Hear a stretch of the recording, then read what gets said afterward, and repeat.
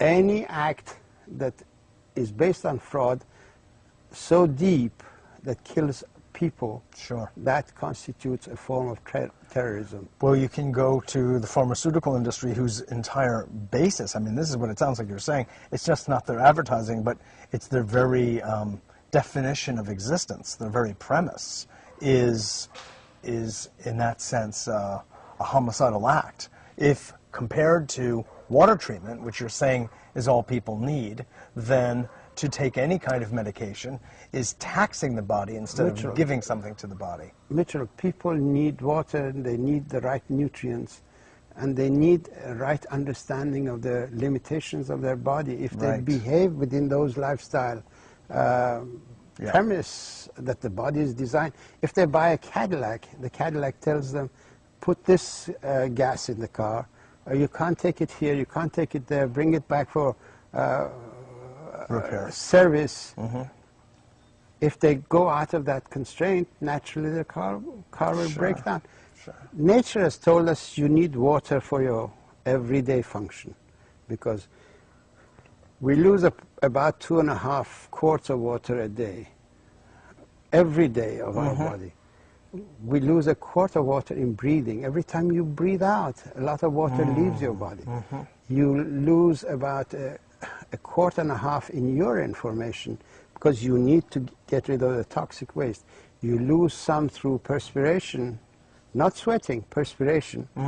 So just the breathing of the skin.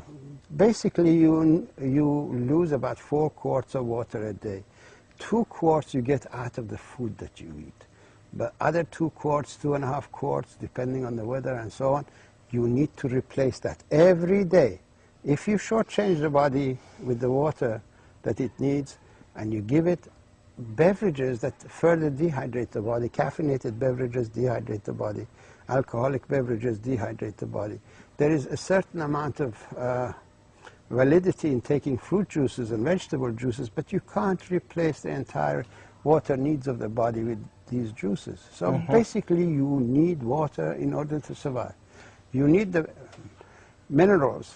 The essential minerals are calcium, magnesium, potassium, selenium, zinc. These are the intracellular minerals. If you give the body this mineral or eat a diet that contains these minerals, you also need salt. For every quart of water you need a quarter teaspoon of salt, because there are 2 oceans of water in the body.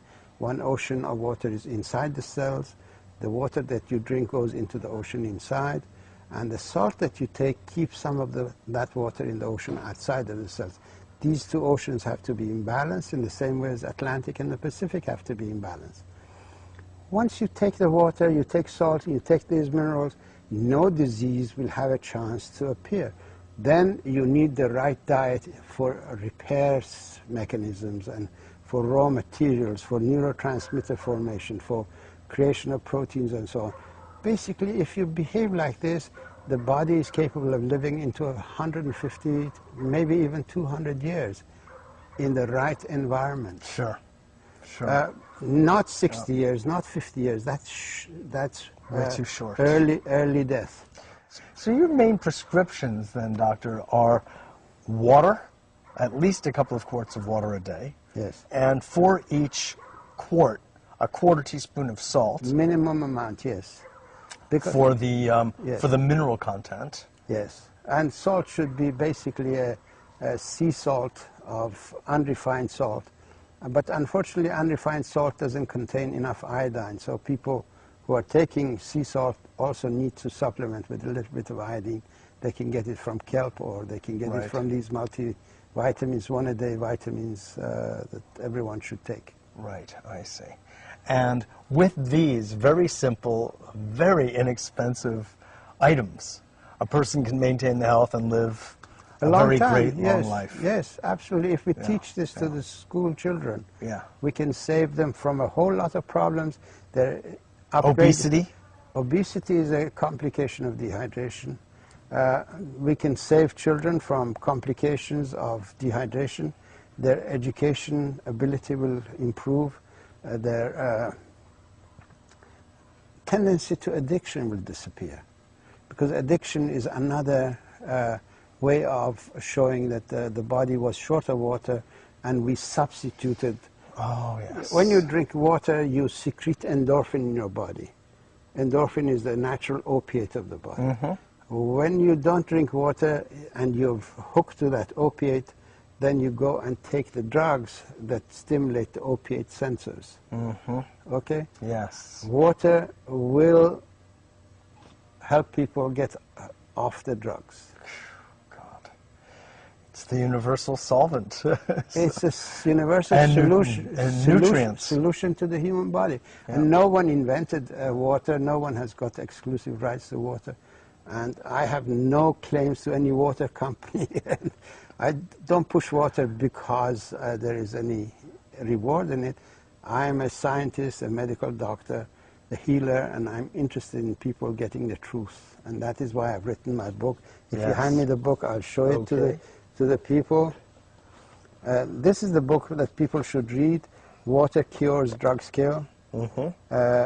This is 28 pages of explanation of why dehydration is the origin of disease. And there are 186 pages of how water cured the incurable diseases when the pharmaceutical drugs could not. It's a revelation that will transform the entire structure of medicine all over the world.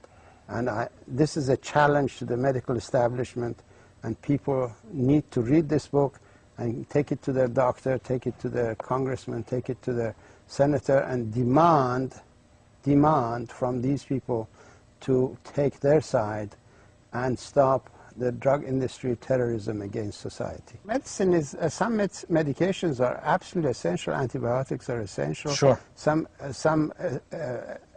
material is essential because there are certain conditions that you require a little bit of manipulation, right, but not on a permanent basis. To treat a person who reveals hypertension, which is a state of drought management program of the body, with diuretics and beta receptor blockers and calcium receptor blockers, this is a crime, truly a crime. I know that the medical community does it in ignorance, but nonetheless it's a crime against humanity. Water is a better diuretic than anything that they produce in the diuretic field in the labs. Right. Well, your work is definitely world-shattering and of great benefit to humanity. So, on behalf of humanity, I want to thank you. No, truly I don't try for to. the work. I don't try to make it that big, but it is. Water is big. You don't have to make it. It is. And I know the receptivity of the book, the reception of the book, has been that. Water is big. Yeah. Water is a medication against a whole host of human health problems. I've written AMA, FDA, and the NIH will have to stop being a party to the drug industry's rape of America. Their business-as-usual approach to healthcare can no longer be acceptable to the people who fund their existence. Well put. Well put. Thank you again. My pleasure. Work. Absolutely. Thank you. This is Mitchell J. Rabin for A Better World, on location in Santa Barbara at the Sacred Water Symposium. And this is but a taste of the kind of work that we'll be doing here at this conference. Thanks so much for joining us, and I look forward to seeing you all next week.